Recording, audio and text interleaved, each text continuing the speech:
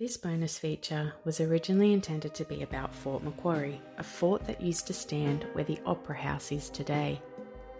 But the more I researched, the more things just didn't add up, and I ended up with many more questions than I started out with. Fort Macquarie is said to have been built in 1798, with additions made to it from 1817 to 1821. They decided they needed a fort because a French expedition apparently occurred almost simultaneously with the First Fleet's arrival, although they still waited another 10 years before starting to build the fort.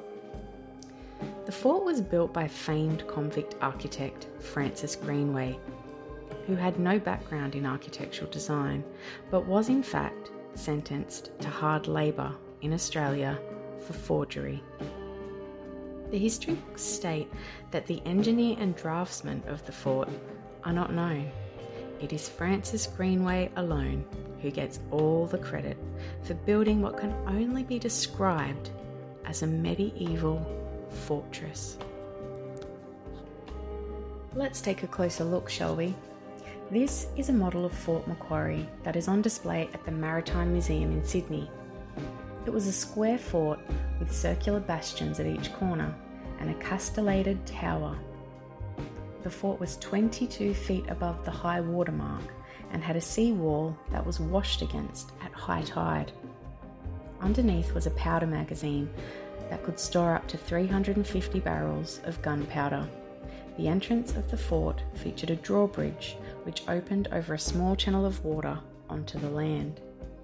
The two-storey tower was 90 feet in circumference and housed a guardroom, a storehouse, and accommodation for a small military detachment of up to 20 men. It had 10 24-pound cannons and 5 6-pounders. The walls varied in thickness from 6 feet thick on the terrapleen and up to 12 feet thick on the south bastion. Quite an architectural feat, considering what we've covered in previous episodes regarding the small, unskilled population of Australia at the time and its primitive tools and lack of machinery. And then there's its location. It seems strange that they would build their first fort here and not somewhere closer to the entry into the Sydney Heads. But could it be that it was actually built here originally to protect this medieval castle, which is less than 1 kilometre away from the fortress? Oh, sorry, my mistake. That's not a medieval castle, that's Government House, said to have been built in 1837. Odd, right? That an unskilled convict knew how to design and construct in the medieval style.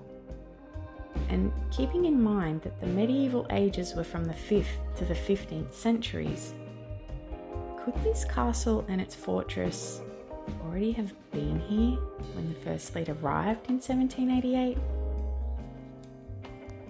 And what other structures do we have in Australia that appear to be built in a different time? There's Darlinghurst Jail, also built by the incredible Francis Greenway in 1821, the same year he completed Fort Macquarie. And what about Pentridge Prison, not attributed to Greenway, yet looking very medieval? It's in Melbourne and was established in 1851, or so they say. It even has the embrasures or arrow slits that were used in medieval times to launch arrows at the enemy. Then there's Port Arthur, down in Tasmania. Does this really look like the ruins of a building that is said to have been built in 1830, less than 200 years ago? Or does it look more like the remains of a medieval estate? Were these buildings already here, left over from another time, and discovered and repurposed by the British in the late 1700s? In regards to Fort Macquarie, we'll never have the answers, as they say it was demolished in 1902 to make way for the Fort Macquarie tram depot, and it was built in its likeness. But when we look at old images of the fort, which was in the water, remember, it had a drawbridge. The tram depot is way up on the land, quite a distance from the water's edge. Was there really any reason to destroy the fort to make room for the depot? There's plenty of room on that headland.